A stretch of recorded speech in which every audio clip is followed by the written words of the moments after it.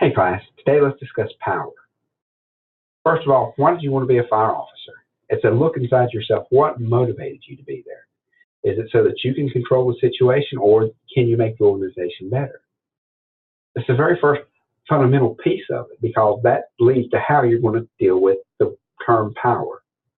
First of all, are you going to take it as personalized power, that I have to make every decision? If you do that, if you look at it as only power comes from you, all decisions flow through you, it doesn't work very effective. You stymie your organization because people are waiting and are on standby until you make a decision.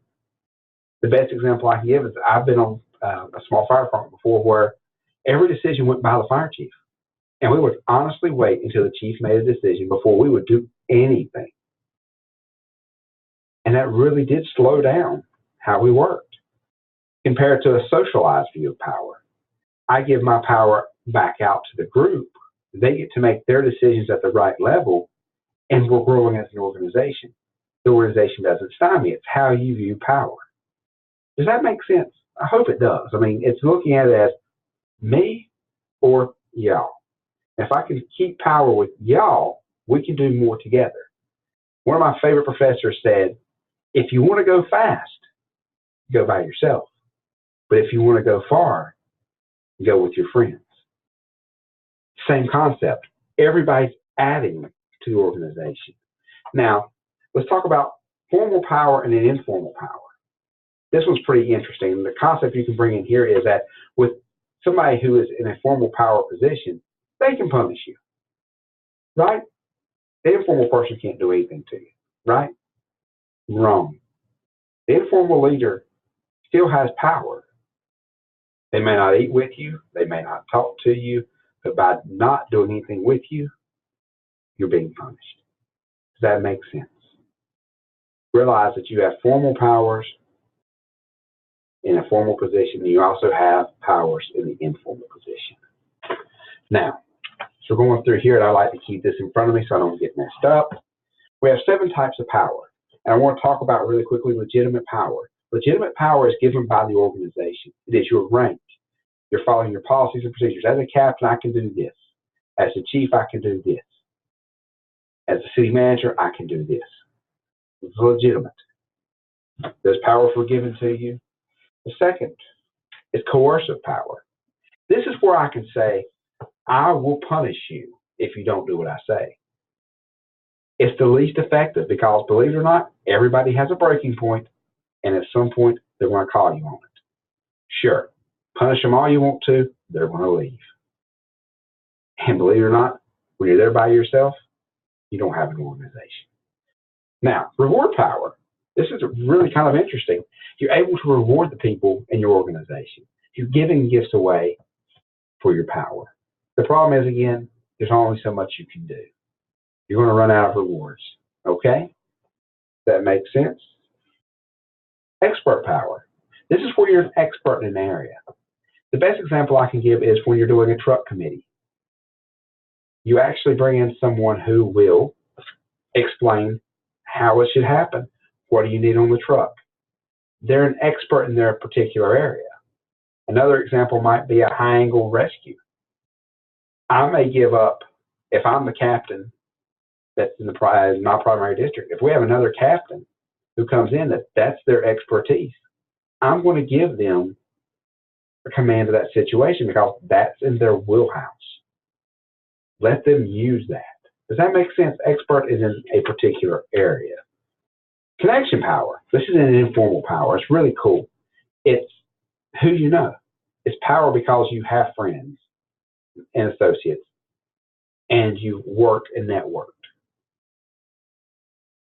Next type, informational power. This is when I know something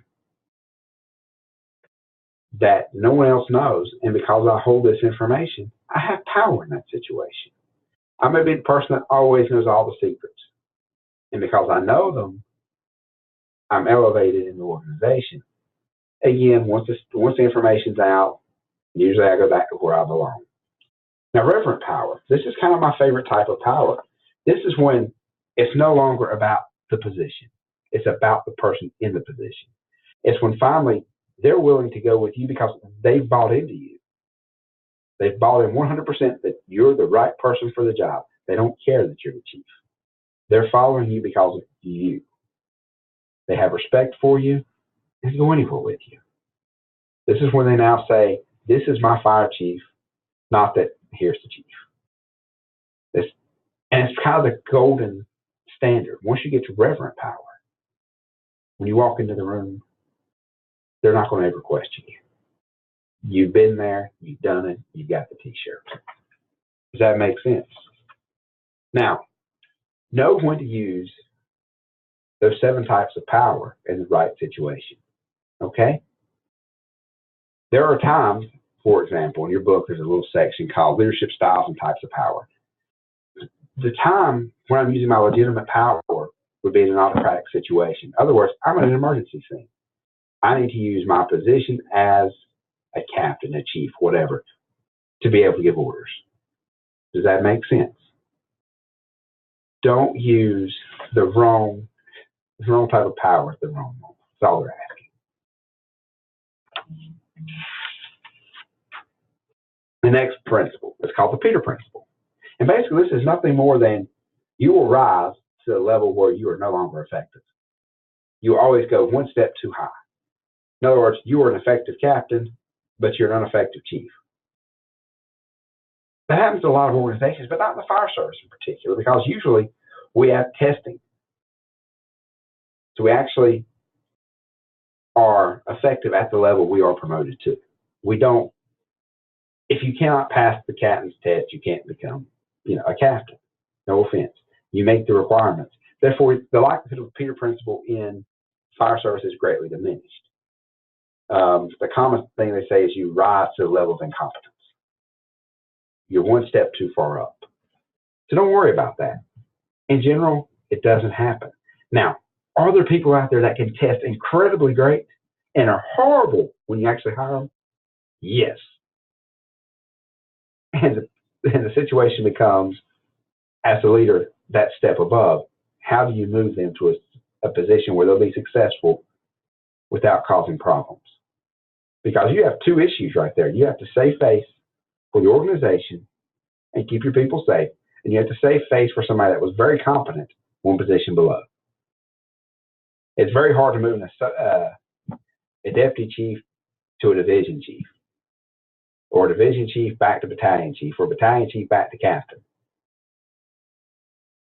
How do you fix it? You move them to where they will be effective. Hopefully that makes sense to you. Really quickly, proactive or reactive power.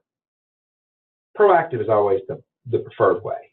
That's why we write, general orders. That's why there's SOPs and SOGs. We're already saying this is what we expect of you. Therefore, there doesn't have to be reaction. When I have to use my power to punish you, means I failed. Now, we can't write SOGs and SOPs and have, a general understanding of every situation in the fire service. We just need to have a basic understanding that this is what I expect. And if you set that up in a more proactive area, you don't have to go reactive. Okay? And my piece of advice here is know yourself. If you have a tendency of overreacting, make sure you're very proactive. Make sure that policies and procedures are coming out that they understand. That's my biggest suggestion for that. Now, make sure I did not miss anything this week. My suggestion with power is be careful with it. It's like the coins that Maxwell said. You have so many. Every time you make a bad decision, you lose a little bit. Have a great week. Be safe.